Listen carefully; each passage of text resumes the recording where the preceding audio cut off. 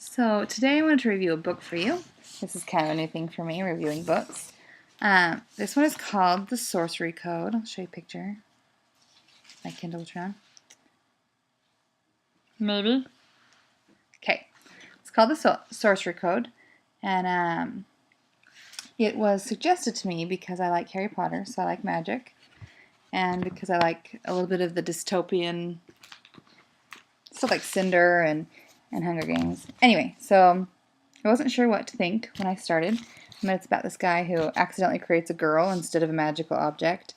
And then he has to decide whether or not she's dangerous or whether or not she's good. And then he also has to deal with his ex.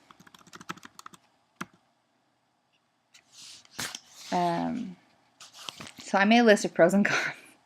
That's how I work. So I appreciated that there was only one, maybe two swear words in the whole book. That's important to me.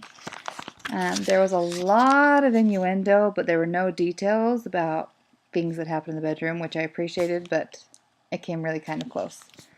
There was a lot of violence, and it was kind of gory, but I don't want to give much away, but there were also redeeming qualities to that. It was a very unique story. It wasn't just some retell of another version of a story. There was romance in it, but it was it was pretty cheesy. But that's okay, because sometimes that's what you like.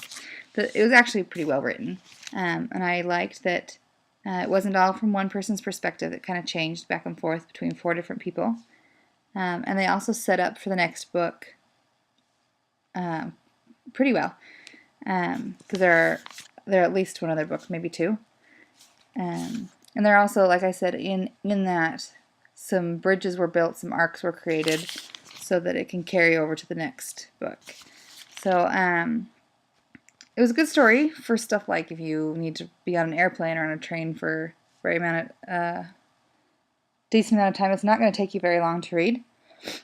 I won't be reading it with my kids because, like I said, that innuendo kind of cut it close for me. But it was pretty good. But I do want to show you, completely unrelated, except for the fact they're books. I wanted to show you my favorite books. Okay, not my favorite books, my son's favorite books. He's 16 months, and we discovered these BabyLit books. And what they do is they take classics, like Treasure Island, Don Quixote, Sherlock Holmes. They have more. They have a bunch of Shakespeare ones. They have some Jane Austen ones. There's Moby Dick. Anyway, so my 16-month-old loves these books, especially Don Quixote. So this one's a Spanish primer, and this is his favorite page, is this one. So how it says, over here on the English side, it says, I'm the man of La Mancha. So I always say, Yo soy el hombre de la Mancha. And it doesn't matter what Abraham's doing, he'll stop what he's doing and come find the book. And he just smiles at you the whole time you read it. I don't know if it's because you sound ridiculous speaking Spanish or what, but this is his favorite book, and it was a gift from one of his friends. From one of my friends, sent this one and this one to him today, so he's been reading them all day long. Oh, I should note that on the Sorcery Code, I did get that one for free in exchange for my honest review. So there's that. Anyway, back to these ones. Abraham got this one for Christmas from his cousin, and we're reading Treasure Island as a family, so it's kind of fun that he has something that he can look at while we're reading. So those are my book reviews. Bye!